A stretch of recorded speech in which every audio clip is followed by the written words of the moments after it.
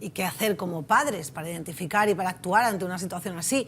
¿Será practicar el rebota la mejor solución? Carlos Pajuelo, psicólogo, buenas noches, gracias por atendernos y como verás, y te veo sonriendo, me he apropiado de una de tus reflexiones, ahora nos las vas a explicar, pero antes, ¿existen señales para identificar si algún menor de nuestro entorno está sufriendo acoso escolar?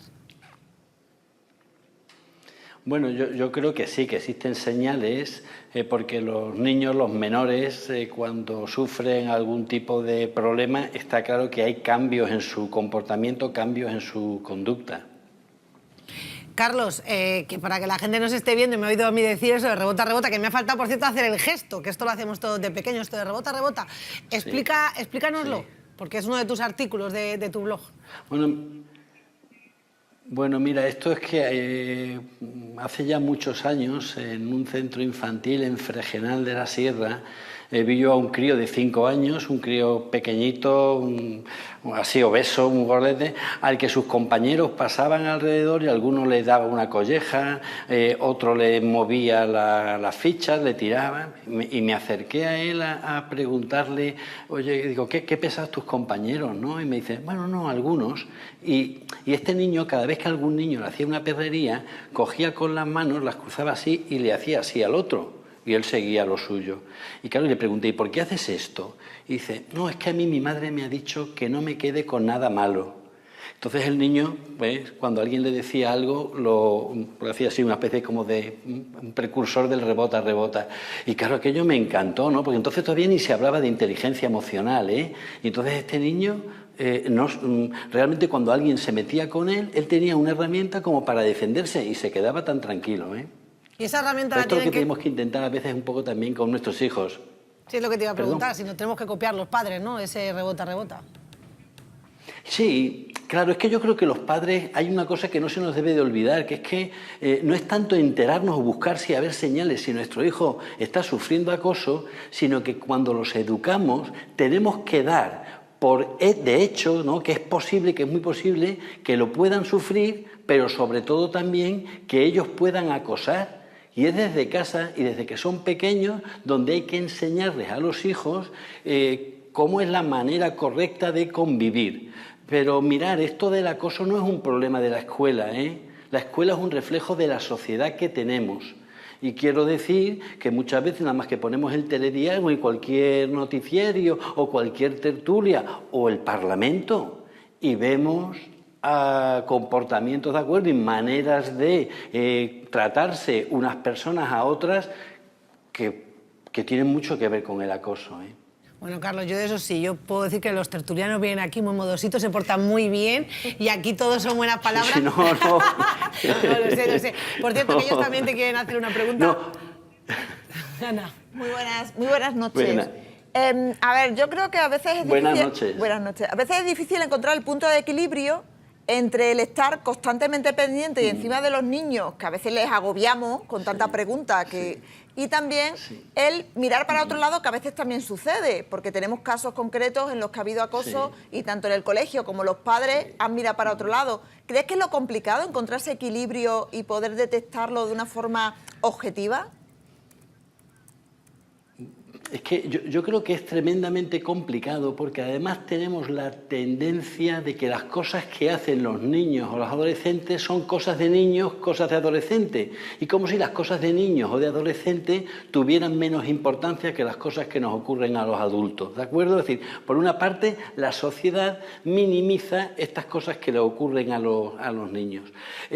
Luego, es verdad, no podemos estar encima de los niños todo el tiempo mirándolos, porque es que nuestros hijos pueden presentar los síntomas que se presentan cuando un niño sufre acoso, son también síntomas que un niño puede sufrir cuando tiene una depresión, cuando está triste, cuando tiene una contrariedad. Solo que depende también, ¿verdad?, de que esas conductas del niño se prolonguen en el tiempo, ¿verdad? La duración de ese malestar en el niño es lo que nos indica que hay un problema ahí. Entonces, claro que hay que estar atentos y cuando nuestros hijos presentan malestar, lo que tenemos que hacerles ver a ellos es que, hijo, cuéntame porque yo te puedo ayudar. Y con tranquilidad, ¿de acuerdo? Porque esto tiene que ser con tranquilidad. Esto no es para tirarnos de los pelos y ponernos nerviosos, con tranquilidad. Y luego comentarlo también en la escuela con tranquilidad tranquilidad para que desde la escuela también puedan echarnos una mano. Y en las escuelas, digamos que en la mayoría de los casos las escuelas echan mano y en la mayoría de los casos los padres colaboran, pero es que tenemos a todos los niños en la escuela, por lo tanto, en la escuela hay mucha comunicación, hay mucha interacción, hay mucho conflicto. Hola Carlos, buenas noches y además aprovecho para decirle que tiene un blog estupendo y que es un gran acierto. Está conformando un universo en torno a la escuela, pero al mismo tiempo dice que los niños, las actitudes del acosador ya vienen un poco de casa. ¿Cómo solucionamos ese problema que está fuera del ámbito escolar, pero que incide tan dramáticamente en el ámbito escolar? Bueno, pues me vuelvo a decir, es decir, que el tema del acoso escolar es un tema de una sociedad, no es un tema ni siquiera solo de los padres, que compete a los padres, ni siquiera, desde luego, es un tema que le compete a la escuela, es un tema que nos compete a todos. Y todos nos debíamos de implicar, y es un tema fundamentalmente de educación. Y la educación, es verdad, comienza en casa, y por eso digo que los padres a nuestros hijos les tendríamos que decir: oye hijo, ¿cómo me sentiría yo si tú acosaras a tus compañeros, si tú hablaras mal? Es decir, desde pequeños les tenemos que decir a nuestros hijos cómo nos sentimos o cómo nos sentiríamos si hicieran eso, no dar por supuesto: no, mi hijo no hace eso. Vuelvo a decir que los acosadores no son terroristas o pequeños seres malvados, ¿de acuerdo?, en potencia. Son criaturas, ¿de acuerdo?, que no saben, ¿de acuerdo?, no han aprendido. A lo mejor a veces alguien no les ha enseñado que determinadas cosas no se deben de hacer porque generan daño y malestar. Y vuelvo a decir, y desde ahí la escuela, la sociedad. Pero mira, yo creo que con este tema del acoso lo hemos hecho como una especie, entre comillas, de medio delito. Y con todo mi respeto, ¿de acuerdo?, quien está interviniendo fundamentalmente en los centros escolares con temas de acoso, ahora son los cuerpos de seguridad del Estado. Y bastante trabajo tienen los cuerpos de seguridad del Estado para tener que ir por los colegios hablando del acoso como un delito, cuando realmente el acoso es un problema de educación. Y son padres y profesores los que educamos, los que nos teníamos que pringar. Pero digo, con el apoyo de una sociedad. Y a mí me parece que hasta que esto no lo veamos, ¿de acuerdo?, que ese comportamiento no se puede dar por entendido, ¿no?, que no, mi hijo esto no lo va a hacer porque sabe que eso no se hace. No, háblalo en casa, háblalo un día, otro día, pregúntales a tus hijos, diles a tus hijos cómo te sentirías si acosaran a otros niños. Haz de ver cómo se sentirían si eso le pasara a sus hermanos, a su hermana, a los padres, ¿no?, ¿de acuerdo? Es decir, a los hijos hay que hacerles que se pongan en empatía, ¿no?, con las personas que sufren eso, y para eso lo que hace falta es que les hablemos una vez, otra vez y otra vez. Carlos, a veces cuando hablamos del acoso escolar nos estamos imaginando pues, los insultos, los empujones, ¿no? Pero cuando todo un grupo o toda una clase decide hacer el vacío o ignorar a una persona, estaríamos hablando también de un tipo de acoso escolar, ¿no?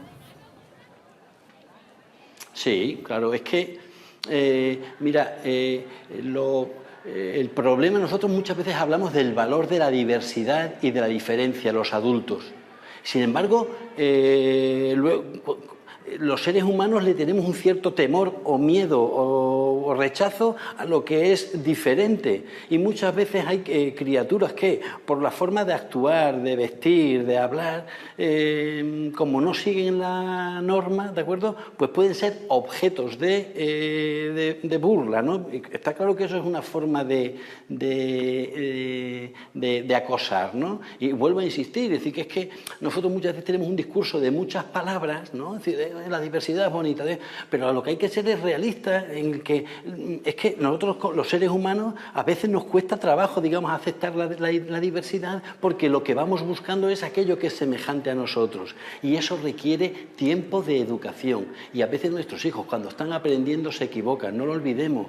Cuando están aprendiendo se equivocan, y aprender a ser personas, aprender a respetar, requiere constancia, pero tenemos también que dar por supuesto que a veces algunos se va a confundir, y cuando se confunden pues tiene que ocurrir lo que ocurre en educación, consecuencias.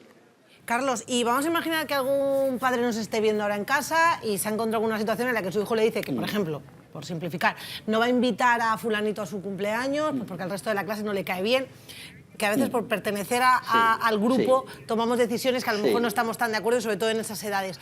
Como padre, si tu hijo se acerca y te dice no voy a invitar a esa persona al cumpleaños porque si no los demás no lo quieren, ¿cómo debemos actuar para acabar con ese tipo de acoso que parece que no le damos importancia, como es hacer el vacío? Claro. Bueno, vamos a ver, es que yo creo que también, aparte, si nosotros en la sociedad... Voy a contestarte directo. Yo le digo a los padres que teníamos que tener muchos clines en casa. Y a veces cuando nuestros hijos digan, pues no me han invitado a un cumpleaños, y el niño viene llorando, pues darle clines y decirle, hijo, pues sí, es verdad, llora, se pasa mal.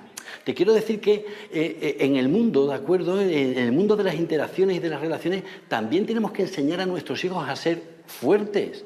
Estamos también en una sociedad muy blandengue en la que todo tiene que ser felicidad y los niños no lo pueden pasar mal, no pueden tener frustraciones y es que en la vida, de acuerdo, los seres humanos, que los necesitamos mucho, pero también a veces la convivencia, de acuerdo, genera que en un momento determinado tengas una frustración y yo creo que los padres también somos los que le tenemos que quitar hierro a determinadas cosas.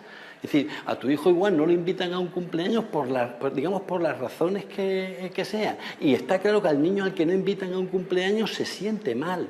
Pero yo creo que tenemos que intentar cargar más, ¿de acuerdo?, en el hecho de que nuestro hijo se haga fuerte, se fortalezca y luego hablar con el tutor en el colegio para intentar ver si eso del cumpleaños ocurre en más actividades dentro del colegio. Porque si solamente ocurre por la invitación de un cumpleaños, oye, tampoco podemos estar magnificando, ¿eh? No, bueno, le voy a dejar que se ponga el pinganillo porque si no Carlos ahora mismo no me está oyendo. Ahora sí, Carlos. No decía, he puesto que conste... Como estoy tan flamenco... No, yo te entiendo porque yo hago lo mismo.